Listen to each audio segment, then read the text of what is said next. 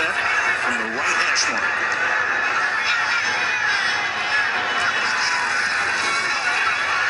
And, he hits the upright again. That's impossible. And that, my friends, is how Jeff Lyons' Bears season unfortunately comes to an end. But, unlike the Bears season, the Tom Green podcast seemingly never comes to an end, as we have another fresh soda that we are going to crack open for you. As usual, welcome to the Tom Green podcast. With us is our Rams fan, our super fan, our meatball, but he doesn't look like a meatball, and he doesn't want to look like a meatball. No. His name is Alex Dewitt. He is a savant for the show. Yes, Welcome back to the show, Alex. Hi, Tom. It's great to be back. It didn't take long, did it? It didn't take long, as your Rams made it to another round of the playoff, made it farther into the playoffs than they did last year, and they didn't even have to play a playoff game. Don't you love taking on the fighting buys? It's great. As Ryan McGee says on ESPN for the bottom 10, the fighting buys of Open Date U. Except in the NFL, you actually win the games. Exactly, unless you're the Oakland Raiders this year. Oof. More on teams that are struggling in a moment. But first, before we get to our NFL divisional round predictions, Alex is going to read us a 3 Point Stance magazine advertisement. If you're on Anchor, I assume that they will dub an ad in here for it, or if perhaps you get to listen to the ad anyway, enjoy it. Go ahead, Alex. Gary Poppins Popcorn. Delicious gourmet popcorn delivered right to your door. Gary Poppins Popcorn is changing the way the world thinks about popcorn one kernel at a time. Try one or all of the 45 different flavors. I've yet to try a flavor, and I think Alex has yet to try a flavor, but popcorn is good. Looks interesting. Like, good interesting, not the interesting. As, I guess, as some of the playoff games looked this weekend. Can you say let's revert to 1995? Because those games definitely looked like something from 20 plus years ago. At least Chargers-Ravens did. I mean, even near the end of, or before the end of the Colts-Texans game, I mean, obviously Texans won around 20 years ago, but the game was just slow. The game just seemed to go slow. Slow progress, slow plays. Everything seemed to revert to the pre-West Coast everything era. Yeah, I mean, football on ABC, as I said last week on the show, reminds me of when you and I were both in elementary school / middle school. I guess the gameplay needed to revert to that way too. I personally think ESPN taking Monday Night Football was a mistake, but yeah, it was interesting seeing NFL football look like NFL football that you hear from the glory days, just with less contact, obviously, because of what penalties have changed. But it was definitely a sight to be an NFL fan and watch those games. And according to Booger McFarland, Kelvin Benjamin is still a Popeye's biscuit away from being a tight end. Hey, I saw that the guilty pleasure of Hollywood now that's admitted to is Popeye's chicken. Don't know why, just that's the thing now. 4 years ago, how funny we're getting to this topic. 4 years ago when I went to California to see my niece, when she was a year old, for lunch one of the days when she was taking a nap and Corey was taking care of her, I went to Popeye's for lunch. Kind of revolutionary if you have never had it, because, I mean, I can't believe we're talking about chicken, but in our town, your choices for fast food chicken are KFC, and it's KFC. On repeat, it's extremely, extremely boring. Yes. There's local places that have decent chicken, but if you're looking for cheap chicken, you're at KFC, and that's unfortunate after about twice a year. Yeah, and if Popeyes is in Buena Vista, but from where we're at, BV is about a half hour's drive. Yep. Not really worth it if you just want chicken.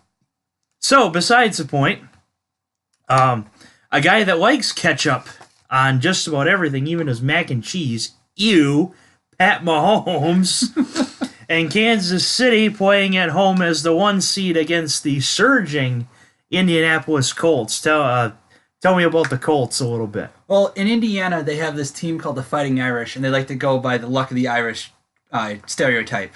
Well, now it's luck of the Indianapolis Colts with Andrew Luck. They look like they're out of the playoffs. Obviously, week 5, week 6, they look like they were just going to feed the bottom of the AFC South again. But they come up to win most of the games in the second half of the season, and then pretty much trounce Deshaun Watson. It's surprising. I actually think that the way that they're playing, they could beat Kansas City because of Kansas City's defense. Wait, they actually have a defense? They have 11 players in red uniforms. That counts as a defense in the NFL. Yeah, and in the Big 12, or if we remember, and Alex knows the big, what is defense? Yeah. 12. So, Mahomes, this is his first playoff game. Yes. So he's got to have some playoff nerves, doesn't he? Yeah, and we saw that last week with another first playoff game with Deshaun Watson against the same Colts. He owned his interception. He played fairly clean the rest of the game, but in Houston's case, their offensive line finally came back to bite him enough where they couldn't win at all.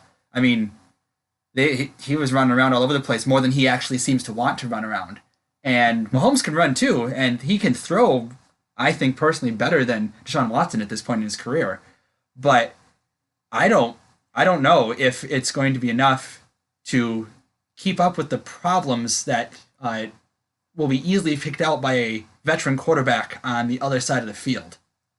That's true. So one thing is, Mahomes can throw a pass left-handed better than probably you or I could throw a pass right-handed in the 20 NFL. yards probably, yeah. Yeah. But the playoffs are a different animal, as we have a veteran quarterback who led a big comeback in a wild card game just a few years ago against this same Andy Reid-led Kansas City team. Once again, he puts on the Kansas City hat, takes it off, looks at it, and says, "Damn it, I thought this said KFC." Yeah. Andy Reid's playoff history is not great. And although personally I think it's the players have more to do with it than the coach, after a while you have to start wondering if Andy Reid is just unplayoff winnable. Because he got to the Super Bowl with the Eagles, but that was with Donovan McNabb destroying everybody. Past that, he has very little success in a postseason. And upsetting a Michael Vick team that probably should have won the Super Bowl. Yes. Yeah, back when Atlanta was good the first time in this century. Yeah, Madden 04. The rule, if anyone playing Madden NFL 04 is not the Falcons. If you pick the Falcons, you have to put the punter as the quarterback. Yeah, interesting. So keys to the game, how do the Colts pull it out? Andrew Luck doing what he's done the past 7 or 8 weeks, just chucking it out there and having T.Y. Hilton for one, and your old boy from Eric Ebron catching the passes in the, up the middle, and they should do just fine against the Kansas City defense. Yeah, I've said it before, I guess privately, but I don't know if I've said it on the show before. I will defend the Eric Ebron pick over Odell Beckham Jr. And the reason why is that Odell Beckham at that time was hurt. You don't know how he was going to recover from that injury. Obviously, he recovered great, and the Giants have greatly benefited from it. So that's the thing. When you pick a hurt guy, you're gambling. You're hitting the penny slot on max bet, and you're rolling with your last dollar. Yes. Now, but I will not defend the Eric Ebron pick over Aaron Donald. Yes, and between picking an injured player and not picking an injured player in Odell Beckham, the Rams picked an injured player in Todd Gurley, and that worked out fine for them too. So 2 success stories there in 1 week here, and then Aaron Donald. Hey, guess who set the position record for sacks in a year? Aaron Donald. Exactly. So Detroit could very well have had Aaron Donald and Ndamukong Suh on their defensive line, but unfortunately, they had to go with Eric Ebron in that case. But like I said, I defend it over OBJ. I do not defend it over Aaron Donald. So Cody Bromberg, Jordan Bennett, all those guys in my group that are trashing the Eric Ebron pick, there's my official take. Yes over OBJ, no over Aaron Donald. Back to this game, I could see Eric Ebron finding the end zone in this game. I could see myself finding the end zone in this game because of how Kansas City's defense is. Yeah, whenever they did the replays of the of touchdowns against the Kansas City defense, especially deep throws, like 20-plus yards, it always looked like the safeties bit on something underneath. Every time. It seemed like every time they'd take 2 or 3 steps up, and that's all you need for separation, especially as a slot receiver, as a tight end. You just need 2 or 3 steps, and you're gone. And it wasn't like a Madden game where you could do it 6 times in the game, but it was enough where it definitely hurt their chances in a couple of games and kept it closer than it should have been. So I guess my keys for a Colts win is Andrew Luck beat the safeties, Marlon Mack rushed for over 100 yards. How does Kansas City win? Patrick Mahomes doing what he did, like he did against the Rams, just throwing it to anyone who wants to catch the ball, and hoping that the Indianapolis defense can't get through his offensive line. The defense can show up, but we already know the shortcomings there, so it's better to focus on the powerhouse that is the Kansas City Chiefs offense, and to see Patrick Mahomes work in his first playoff game and win it will be big. If they can keep the crowd loud, if he can keep throwing it and keep the drives going, he has a good chance of actually pulling that out. Yeah, so the key to Kansas City winning is keep the score high. In a shootout, I think Kansas City can win in a low-scoring game. I think the Colts can win. If I get Kelsey going, the last couple weeks they've played, Kelsey has been pretty much non-existent. So get Kelsey going as well as Mahomes. Score prediction: who wins this game? I'm going to go on the lower end. Not as low as last week's average NFL score, but I'm going to say the Colts and Andrew Luck managed to pull it out over Andy Reid again. 27-21. I've been telling people that the Kansas City Chiefs I think this year are kind of a flash in the pan, but similar to the Royals in 2014. Look out for next year. What happened to the Royals in 2015? They won the World Series. No, wrong year. 2016 they won. 2015 They won the World Series. So watch out for next year on this team. The Colts go from 1-5 to winning 2 playoff games. Who would have known? In fact, I'll say it here. Frank Reich looks like my Uncle DeVere, who teaches at Indiana State. Oh, so he's a local. Yes, believe it or not. So Uncle DeVere, if you're listening to this, Frank Reich looks like you. Say that 10 times fast. Colts 31, Kansas City 20. All right. Next game is your game. Yes. Whose house? Rams house. Whose house? Rams house. I'm a terrible announcer, by the way. Rams facing the Cowboys. And, of course, to my loyal 3PS Magazine fans, I'm a loyal NFL memes fan. Yes. And Alex saw this. If you follow my Twitter, you saw it, but I'm going to read it anyway. Some guy posted 2 NFL memes years ago. This was just before Dallas won their playoff game over my Lions, unfortunately. But NFL memes, I'm sorry I have to delete you. I've liked your page for years now because I thought you were unbiased against all teams. They are Giants fans. I've actually contacted them before years ago as my grandpa liked the show, but grandpa was too camera shy. But apparently you're just a Cowboys fan that has been hiding for over a decade. Having this new information come to light, I must unlike your page because you are clearly misguided. May Jerry Jones live forever. Yeah, well, hey, the 90s were great, weren't they? Yeah. The 90s were great if you're a Cowboys fan. And as I'm laughing, I gotta show Alex Cherry Coke. Yeah. His kryptonite. Now, with the Cowboys, I mean, Dak is Dak. He's doing what he's supposed to. He's not as well as last year, but it's mostly offensive line play, it seems. Not really his fault. But the Cowboys are the Cowboys franchise. They're looking good for right now, but is it going to last? I mean, as a Rams fan, I'm going to be biased. I'm biased here, but the Cowboys didn't look like they make the playoffs either. They got a couple lucky breaks to make it in. Eagles started super slow and then got to the 6th seed.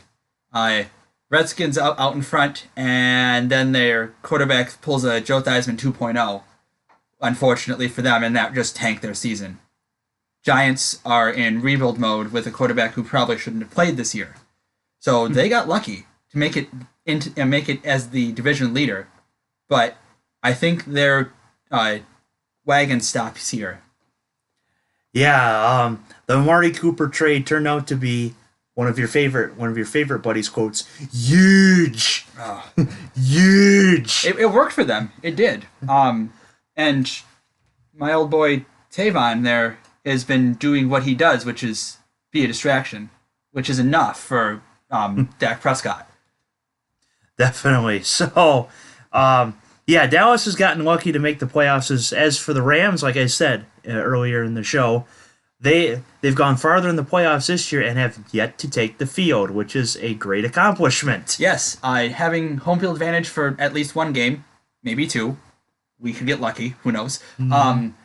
You could see that the team is totally different this year. Like last year, yeah, they won the NFC West, they made the playoffs, but this year they just essentially put their face on a keyboard and rolled over it and swept the division. I mean, they were half a game or a tiebreak game a win away from winning the division for 4 weeks, while the Seahawks kept going and the Rams twiddled their thumbs there around the bye week. Yeah, the Rams were a Seahawks hot streak away from out winning the whole entire division. Yeah, it's insane. The division is evidently really bad. I mean, Jimmy G going down for the Niners, that helps.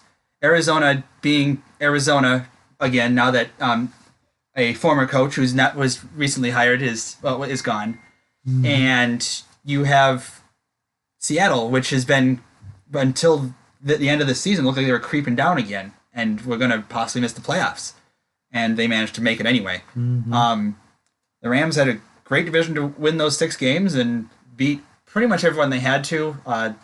Lost a couple games that they maybe should have won. Like, I'm complaining about 3 losses here, and that's really sad. Right. But, they probably should have won 2 of those, and you get second seed. I'll take the week off. Yeah, definitely. So, who wins this game unbiasedly? Unbiasedly, I know that's tough to ask for you. I'm doing my best. I do think the Rams will win in Los Angeles. It's going to be probably Rams 31, Cowboys 24. It's not going to be a blowout. It's not going to be a shootout either. Yeah, the thing about great offenses, and you've seen it from Cam Newton's offense of 2015 to Sean McVay's offense of this year, when you have a great offense, you have a defense, even though it's great, that's susceptible to giving up points. Yes. And it's a nagging thing when it comes to every great offensive team. I think this could bite them here, but not that hard, and I think they'll get away with it. Dak and Zeke are probably going to get 100. Well, Zeke will probably get his 100 yards still. Amari might get 3 catches for 60 yards and perhaps a score. But the Rams offensively, I think, are just too good for the Cowboys. But deciding factor, how will the Cowboys defense measure against this Rams offense? In the Saints game, of course, the Cowboys were at home and completely destroyed a Saints offense that was perhaps averaging GSOT numbers, perhaps. But on the road is a different story. Look at Seattle last week. They were a playoff team that always wins, and they did not on the road this time. Mm-hmm. That's going to be the Cowboys' kryptonite, just like Cherry Coke, according to you, is mine. Give me the Rams 41, Cowboys 20. Wow. I think it's going to be like 14-14 at half, but then the third quarter is going to be Ram domination, Gurley domination. Oh, and on the subject of Gurley, it may not just be him. The wrinkle with C.J. Reynolds last couple Anderson. weeks. Sorry. C.J. Reynolds. Wow. We are sponsored by Reynolds Wrap. My bad. C.J. Anderson. Last few weeks pulling the power runs and topping 140 yards, I think, in the last 2 games together. I mean, sure, again, Arizona and San Francisco, but you're looking at 2 possible backs, and in the current roster, they could split the backs and in the backfield easily every play. Those linebackers for Dallas are going to be so confused if they run those formations, and they could, and I hope they do.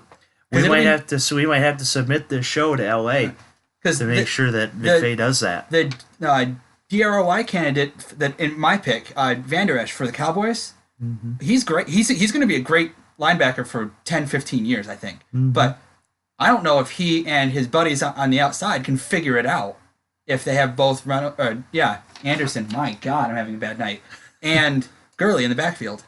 Leighton Vander Esch. I had to bring out the southern accent because we're talking about the Dallas defense. Leighton Vander Esch, Rookie of the Year. But it won't matter. Rams win. Whose house? Rams house. Moving on to Sunday. Chargers, New England. I have LAC on my note card. I always think it's the Clippers. This is still driving me nuts. They just move them back to San Diego already. But besides the point, defense travels. Yeah, and if you look at the Chargers, this is a point that they repeated multiple times last week. The Chargers haven't lost outside of Los Angeles. And is that going to follow through in a super northern climate on the super East Coast? It's possible. I mean, you're playing as Tom Brady, and this is probably one of his most vulnerable playoff years since the year right after he came back from that injury. I think. 2009, I believe that was. Yeah, and I think this would be his most susceptible year to losing his first playoff game. Yeah, and I had found out the timing of these playoff games, and when I found out that this game was the 1:00 Sunday, I thought, oh, New England's not going to roll over this game like they usually do, because the last 2 years, New England played on Saturday night and destroyed whoever came in. Houston one year, Tennessee the next. Chargers are a different animal. I guess keys to this game, I'll say, Chargers keep rolling that defense, because defense, like I said, defense travels. And if Gordon can do something amazing and not get hurt, he could beat up that Patriots defensive line, just like lowly Kerryon Johnson. I call him lowly because of how the Lions did on offense this year, not a knock on him. I know. If Kerryon Johnson could beat this defense, get over 100 yards rushing, Melvin Gordon can. So Gordon don't get hurt, defense keep rolling. Patriots, find a way like you always have. Let's see, utilize Hogan, utilize Gronk if you can, and James White, as always, get like he sunk the Georgia Dome. If he can sink the Chargers like that, perhaps you could see a Patriots win. So, who wins this game? I have to go back to this is the one that all the places had this is the smallest line. The ELO ratings, they're really close, and you go to the analytics side of it, and I gotta go with old reliable graduate of U of M, even though I'm almost tired of him winning because of who he beat the first time. I've been tired of him winning since then. But I think he wins this one.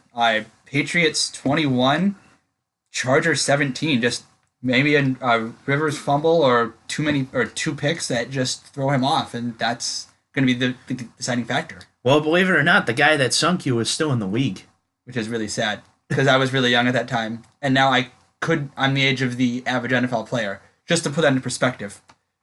Alex Dewitt to kick a 40-yard field goal to sink the Patriots. Defense travels, but you know what? I'm going to be the contrarian on this one.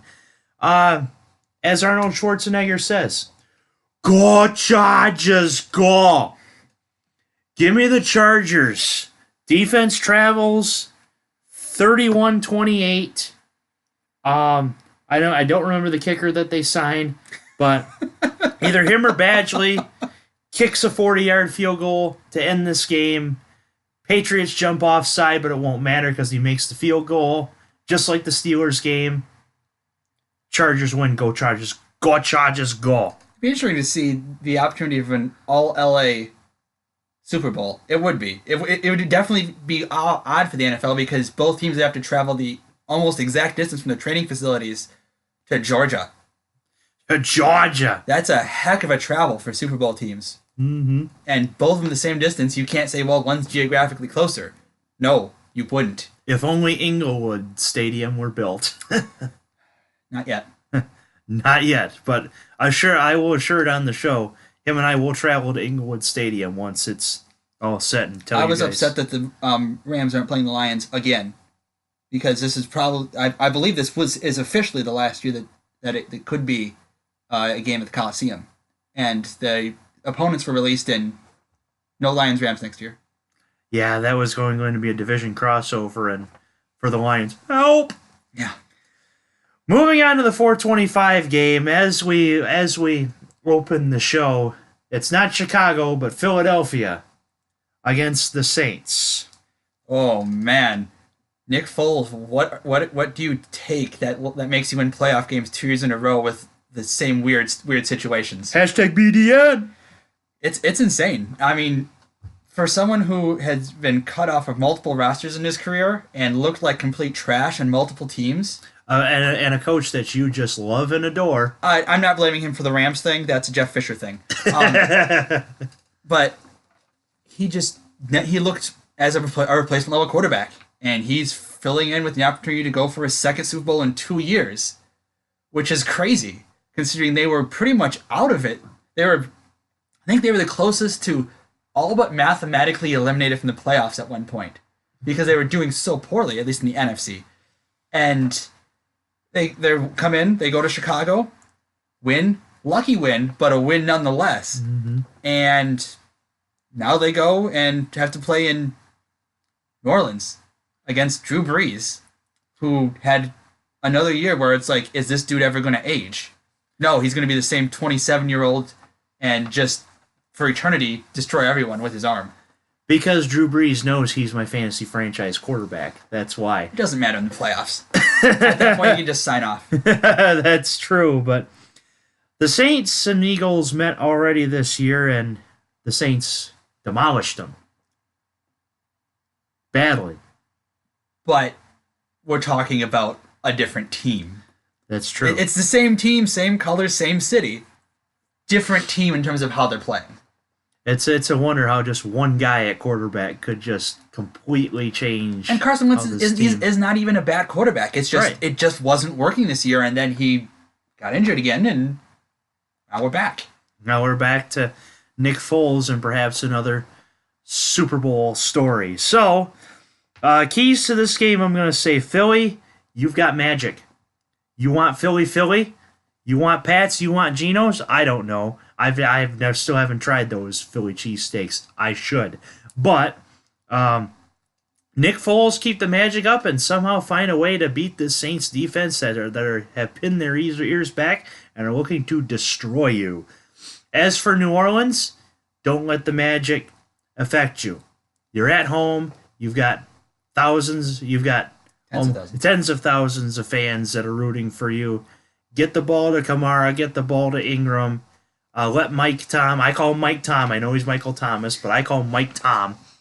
Let Mike Tom have his day and show this team the fraud that I think they are. Keys to the game. As you said, Kamara, New Orleans, keep it going. Ingram's good to shake it up. Breeze, just do what you do. Just do what you do, man. It works. Defense is working pretty well. Has worked pretty well from this year, which was a big problem with New Orleans for years, and now it's doing. They're actually working. I mean, the post Wade Phillips era for them was bad until the last couple of years. They're finally showing up. Like I had said before, great offenses are having susceptible defenses, and thankfully Dennis Allen. I know of all people, Dennis Allen has really changed this team. So, and the fact that he's not getting a head coaching job position reflects back on how he did in Oakland for that one season. He might get another chance once the playoffs are over. That's true. So, who wins this game? I'm going to go and say the Foles train is going to end here. New Orleans sets up the NFC Championship in New Orleans just like they wanted. It's going to be 34-10. I think Philly scores first. Everyone goes, "Oh my gosh, it's happening again," and then it just starts over, and New Orleans comes back and just dominates the final three quarters. I hope I gain a lot of Saints fans on the show after I say what I am about to, but who that? Who that think they're gonna beat them Saints? Who that think they're gonna beat them Saints? The problem is your southern accent's terrible, so they won't watch. I tried. But besides the point, give me the Saints 37-27. I think it's going to be a little closer than you think. I think it's actually going to be a tie game going into the fourth quarter. So everybody freaks out about the Philly Magic. Ooh, you want Philly? I don't want Philly. I want New Orleans and the Rams to meet. Drew Brees, at the end of the third quarter, it's going to be tied. But the Saints are going to have the ball at about the 3-yard line, first and goal. Kamara's going to run it in. Philly's going to freak out, and then Philly could perhaps burn to the ground after this loss. Who knows? Watch out if you live in Philly. 37-27 Saints. So with that being said, that is our wild card previews. Divisional, excuse me. It's not just me. Yes. See, sometimes even the master behind the mic can mess up too. So it's a wild card that we're here in the divisional. There you go. I made up for that. So moving on, we're going to talk about the new coaching hires. We had 7 firings on Black Monday or before. We have had 6 people fill in those respective positions. None of them are named Tom Green and Alex Dewitt. So unfortunately, we still remain NFL unemployed. Please, Roger Goodell, don't kill me. Hire us. But besides that point, we're going to start with the Arizona Cardinals, and let's go ahead and kick this can down the road. Cliff Kingsbury. How do you think that this is a great hire, Arizona? I do not agree with this hire. I think your franchise is just grasping for straws and seeing who wants to play in the dry heat of Arizona. I mean, his overall head coaching record is Division 1, .467 in Division 1 as a career head coach. That's not a good start. He's not bad with passing offenses, but you don't have a quarterback right now, and your best receiver I think Larry Fitzgerald should retire this year and just go out with his health. So you don't have much of a passing offense. What are you looking to do? I don't understand this hire. Yeah, in my perspective, and I tweeted it a couple days ago, you probably saw it.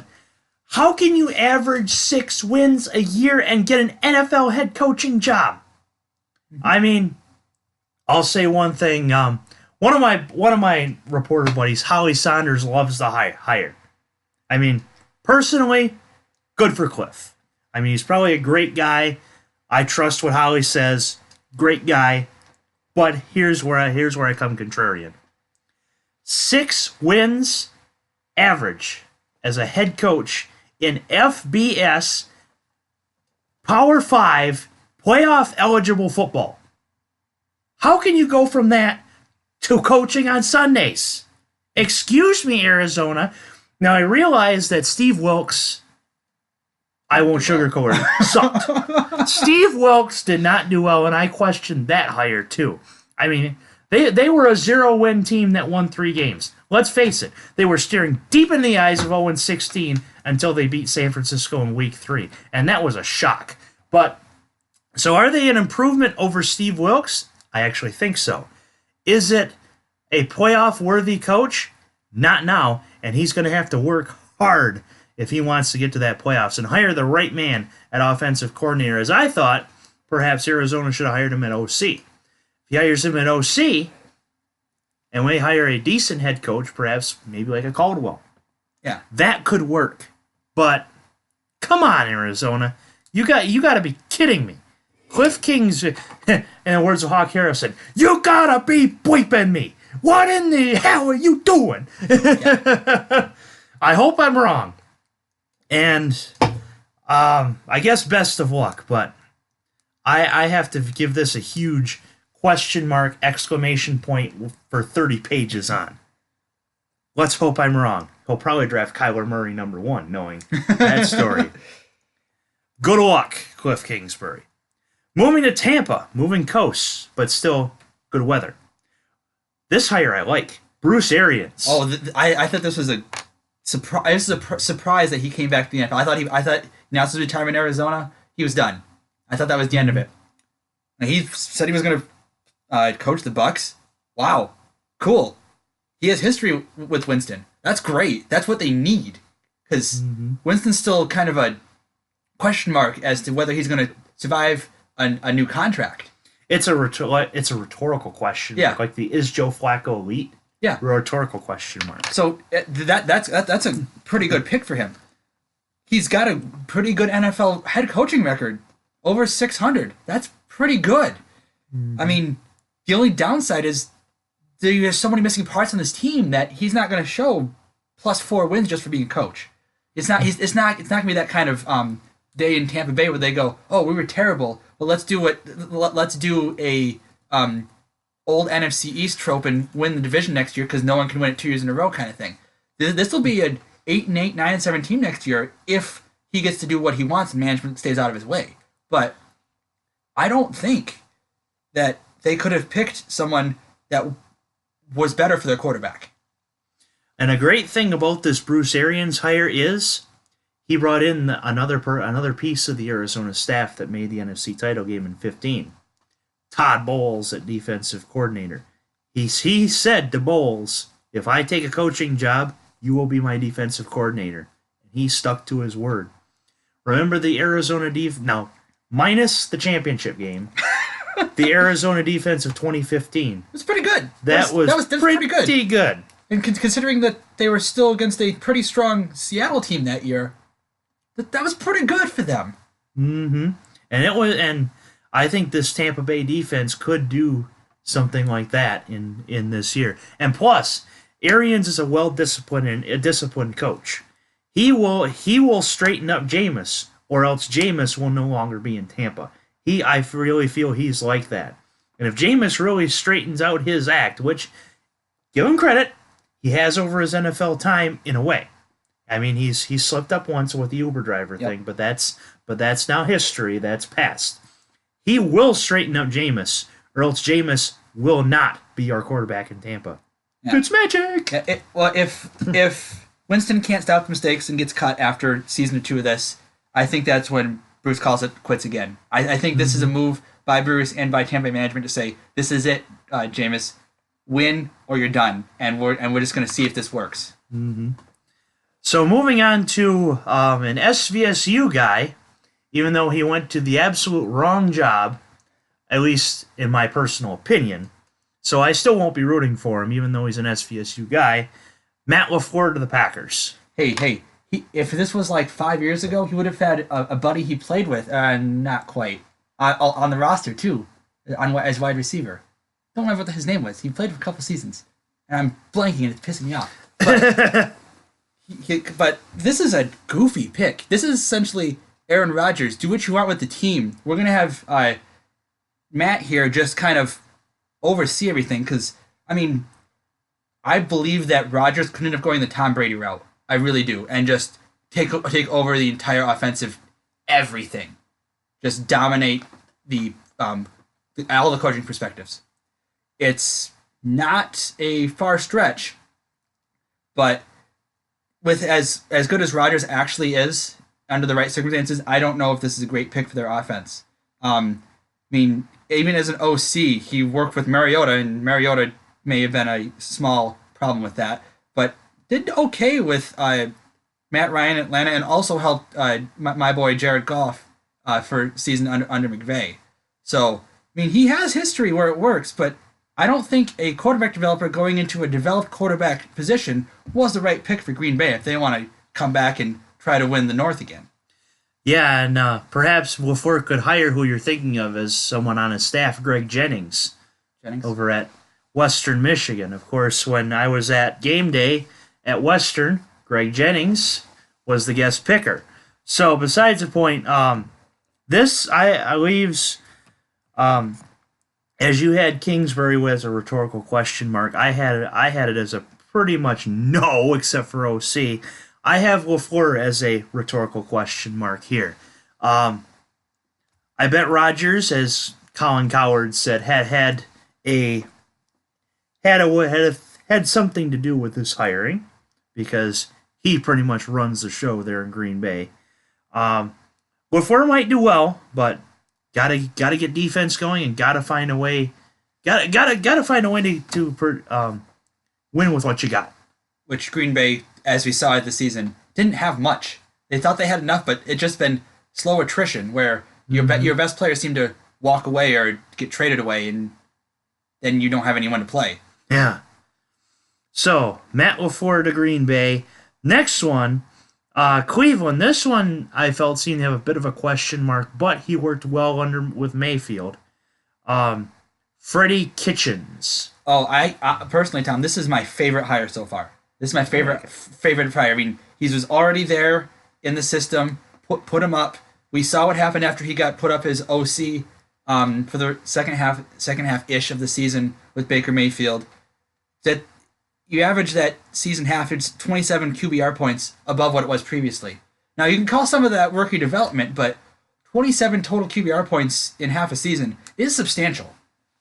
Something changed, and I think this is the answer Cleveland needs to get over their last few years. I mean, will they be able to beat a Pittsburgh team scrambling to make the playoffs and a possibly renewed Baltimore Ravens team? Maybe.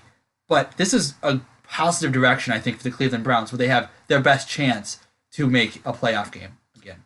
Yeah, I don't think this very negatively at all. I'm as Alex knows, I'm more old school. I like to see somebody that's been a head coach take over a head coaching position. So I will have question marks with every single coordinator promotion. Believe it. But we saw that Sean McVay obviously worked. So there are times where it works, times where it doesn't.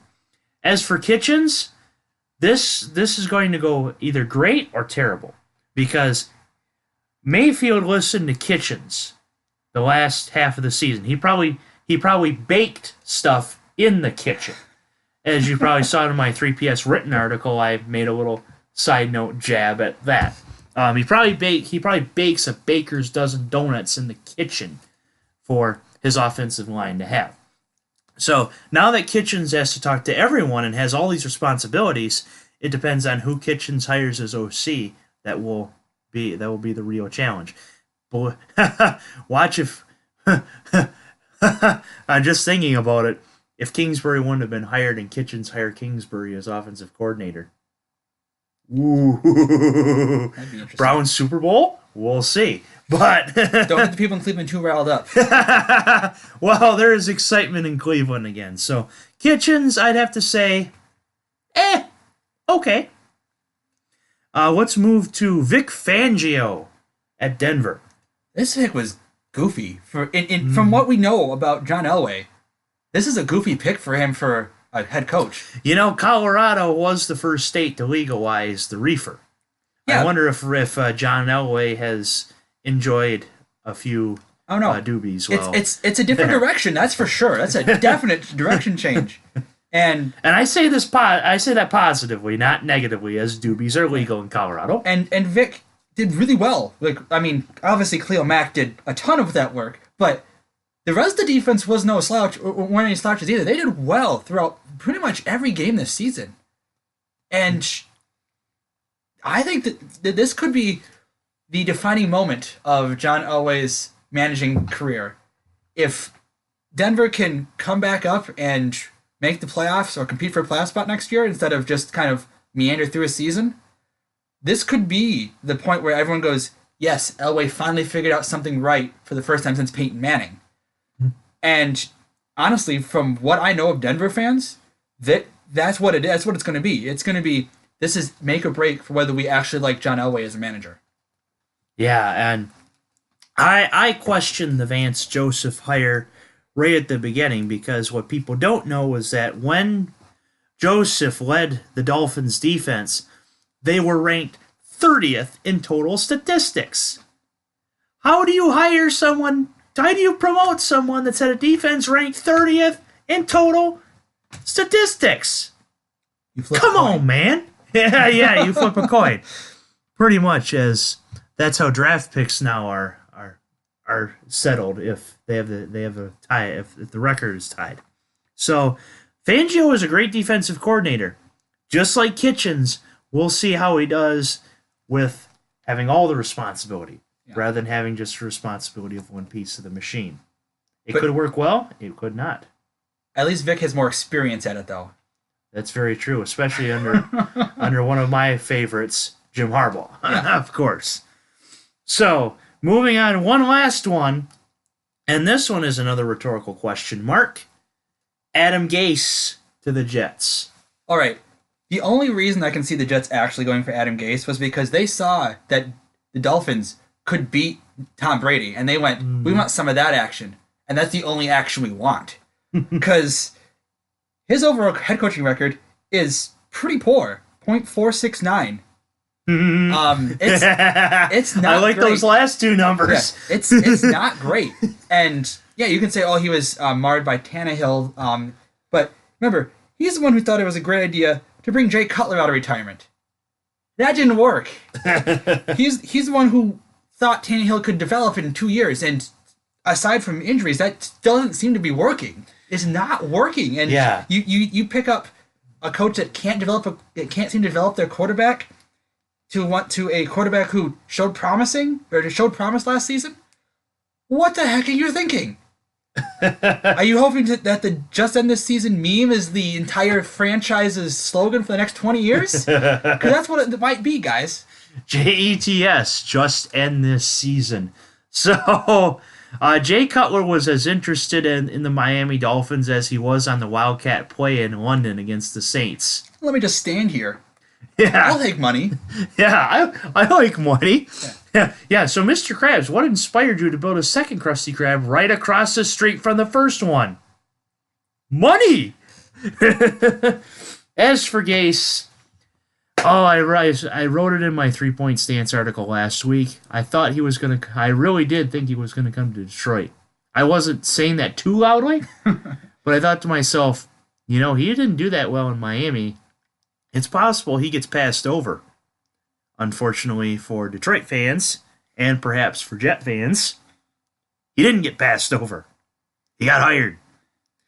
As for Jet fans, you got to root for this guy, and hope for the best, but he can develop Darnold, but also Darnold could become a bust real quick in this system. And remember, your same stadium rivals are not doing well either. So are you fighting for the bottom of the barrel at least next year? I just can't rationalize this pick. I just can't. I wonder if they're fighting for that coveted 5th spot in Ryan McGee's bottom 10. If only that was an NFL version. That would be very interesting, but of course, McGee probably has not enough time on his hands. So, that is your new coaching hires and your divisional round picks.